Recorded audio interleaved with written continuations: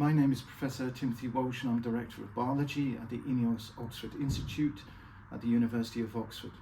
I will be speaking at the International Congress of Antimicrobial Chemotherapy in Istanbul in Turkey, and I will be speaking on the global aspects of antimicrobial resistance. In particular, I will be talking about the targets that were approved at the UN General Assembly meeting, high-level meeting on antimicrobial resistance that took place last month. I'll be talking about how difficult it is to do the implementation and also about the financing around this and how likely it is that this will happen. And I will be talking about the economic factors around implementing such a program and some of the ramifications around that.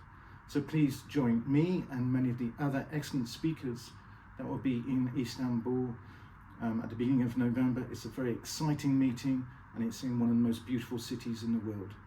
Thank you.